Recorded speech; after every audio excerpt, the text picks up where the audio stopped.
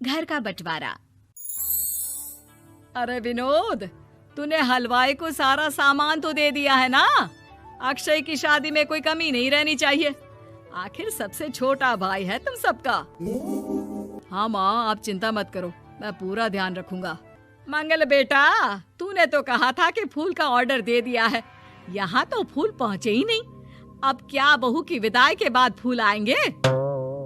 माँ, मैंने अभी बात की है फूल वाले से, वो रास्ते में ही है। आप किशोर भैया से क्यों नहीं कहती कुछ करने को? किशोर पहले ही मेरे बताए काम कर रहा है। पास के सभी रिश्तेदारों और मोहल्ले वालों को कार्ड वही तो देकर आया था। रिसेप्शन के लिए हॉल भी उसी ने बुक किया था। टेंट कुर्सी वालों को भी तो वही देख रहा है। पर कई मोहल्ले वाले तो हमारे भरे पूरे परिवार से जलते भी हैं। उन्हें बुलाने की क्या जरूरत थी? बेटा, शादी ब्याह में तो बुलाना ही पड़ता है, नहीं तो लोग क्या कहेंगे। दादी दादी देखो ना, हलवाई अंकल हमें लड्डू नहीं दे रहे, आप इनको डांटो ना। अरे चैन सुख दे देना बच्चों को लड्डू, क्यों तंग कर रहा है इन्हें? बीबी जी, मैं कहाँ मना कर रहा हूँ, लेकिन लड्डू बनते ही ये बच्चे उठा उठा कर खा लेते हैं। अरे मैं तो इन्हें थाल में रख के परोस भी नहीं पा रहा। भागो, अब कोल्ड ड्रिंक पीने चलते हैं। भागो भागो, अब कोल्ड ड्रिंक पीने चलते हैं। जैसे कि आप देख रहे हैं, आज इस घर के सबसे छोटे बेटे अक्षय की शादी है।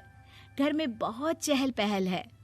कुलभूषण की बीवी कमला को फुर्सत ही नहीं है कामों से, लेकिन कुलभूषण और घर के बाकी लोग कहाँ हैं? आइए देखते हैं।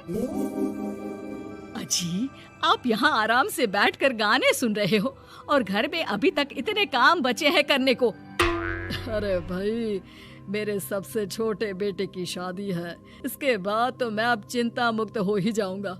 और फिर घर में तुम हो, बेटे बहुएं हैं, तुम लोगों के होते हुए मैं क्यों काम करूं? मैं तो शान से बेटे की शादी में जाऊंगा तैयार होकर।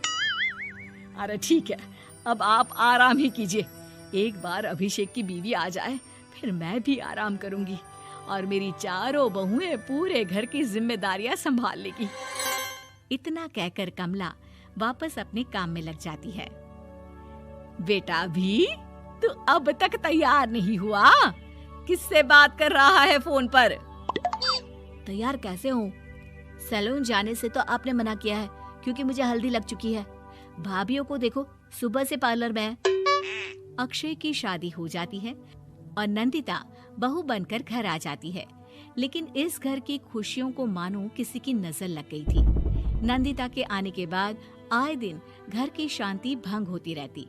अपने माँ बाप की इकलौती बेटी को इतने बड़े परिवार की जिम्मेदारियां कहाँ संभालनी थी?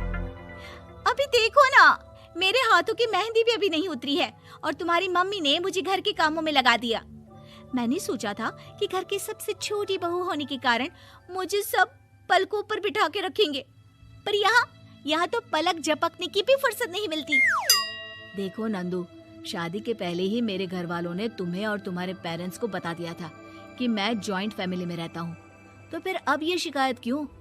और फिर तुमसे पहले मेरी भाभियां भी तो आई थी शादी करके, उन्होंने तो कभी कुछ नहीं कहा। नंदिता तब तो चुप हो जाती है, लेकिन ऐसा बहुत दिनों तक नहीं चलता। अरे नंदिता, माँ बाबूजी की दवाई का टाइम हो गया है, उन्हें दवाई दे आओ और उसके बाद सबके लिए नाश्ता बना देना। पर भाभी, मैं तो अभी अपना फेवरेट सीरियल देख रही हूँ। प्लीज मेरी जगह आप कर लो ना ये काम। ठीक है, मैं तेरी जगह माँ बाबूजी को दवाई दे आती हूँ और नाश्ता बना लेती हूँ। तू मेरी जगह पूरे घर की डस्टिंग करके 5 बच्चों को स्कूल के लिए तैयार करके भेज देना और दोपहर का खाना बनाने के बाद कपड़े धोकर सुखा देना। उसके बाद हम दोनों मिलकर बाजार जाकर सब्जी ले आएंगे, फिर डिनर की तैयारी कर लेंगे और उसके बाद बस भाभी, मैं माँ बाबूजी को दवाई देकर सबके लिए नाश्ता बना देती हूँ।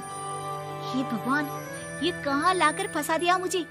मेरे घर में तो गिनती की 8 रोटियां और 2 सब्जी बनती थी और नाश्ता निपट जाता था, यहाँ तो रोटियों का ढेर और सब्जियाँ बड़े बड़े पतीलों में बनानी पड़ती है। नाश्ता बनते बनते लंच का टाइम हो जाता है और लंच बनते बनते डिनर का। अभी मुझ में तुम्हारे पूरे परिवार का नखरा उठाने की और ताकत नहीं बची। मैं ऐसे नहीं रह सकती। अरे तो क्या चाहती हो तुम? मुझे अलग रहना है बस। तो ठीक है, हम कल ही शिफ्ट हो जाएंगे किराए के घर में। इतना बड़ा घर होते हुए हम किराए पे क्यों रहेंगे? ना जी ना, घर में ही दीवार खड़ी करो अपने हिस्से के आगे। घर के साथ साथ घर की खुशियों में भी दीवार खींच जाती है। ऐसे ही कई महीने बीत जाते हैं और नंदिता माँ बन जाती है।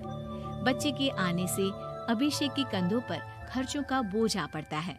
अभिषेक का बोझ कम करने के लिए नंदिता भी पार्ट टाइम जॉब कर लेती है, लेकिन इससे उसके सर पर नौकरी, घर और बच्चे की जिम्मेदारी बढ़ जाती है। नंदिता, ये क्या है? तुमने घर भी ठीक से साफ नहीं किया, ना ही मेरे कपड़े धुले हैं। चिंटू के बाल भी कटवाने जाना था, देखो उसके बाल कितने बढ़ गए हैं। अरे करती क्या हो पूरा दिन तुम? मैं करती क्या हूँ?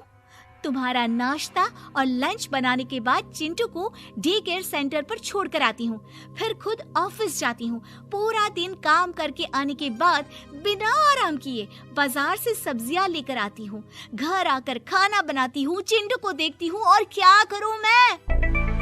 तो किसने कहा था अपने सर पर इतने काम लेने को? मत जाओ ऑफिस। ऑफिस जाए बिना घर के खर्चे कहाँ से पूरे होंगे? चिंटू की डे केयर का खर्च, उसके लिए बेबी फूड का खर्च, प्रेस वाले का खर्च, ये सब तुम्हारी सैलरी से होता नहीं है। अगर परिवार से अलग नहीं होती तो इतनी मुसीबतें नहीं उठानी पड़ती तुम्हें परिवार के साथ मिलकर काम करने में दिक्कत थी, लेकिन काम तो अब भी बहुत है तुम्हारे सर पर। चिंटू को भी डे केयर भेजने की जरूरत नहीं पड़ती। उसको गोद में खिलाने के लिए दादा दादी और घर के सभी बड़े होते। उसके साथ खेलने के लिए उसके भाई बहन भी होते।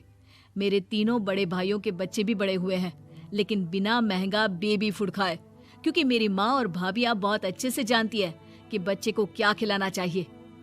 बिजली के बिल जैसे खर्चे भी सब मिलकर बांट लेते थे, लेकिन तुम्हें तो सबसे अलग रहने में ही मजा आता है, तो अब शिकायत क्यों करती हो? बस करो अभिषेक, बस करो। मैं मानती हूँ कि मैं गलत थी। मेरे एक गलत फैसले ने हमें बिल्कुल अकेला कर दिया है सबसे। एक घर में होते हुए भी हम बाकी परिवार से अजनबियों की तरह रह रहे हैं। अभिषेक और नंदिता की सारी बातें घर के बाकी लोगों को सुनाई दे रही थी। तभी कमला बोल पड़ती है। अरे नंदिता बहू, किसने कहा कि तुम अकेले हो? तुम्हारा इतना भरा पूरा परिवार है ना तुम्हारे साथ। हम तो बस ये चाहते थे कि तुम अपनी गलती समझ जाओ। अगर हम तुम्हें समझाते तो शायद तुम ना समझती, लेकिन अपनी गलती का एहसास तुम्हें खुद हो गया है, तो अब तुम समझ चुकी हो परिवार में एक साथ रहने का मोल क्या होता है। मम्मी जी, मुझे माफ कर दीजिए, अब ऐसा दोबारा कभी नहीं होगा। अरे माफी बाद में, पहले मेरा पोता जरा मेरी गोद में तो दे, और तू जाकर सबके लिए चाय बना ला।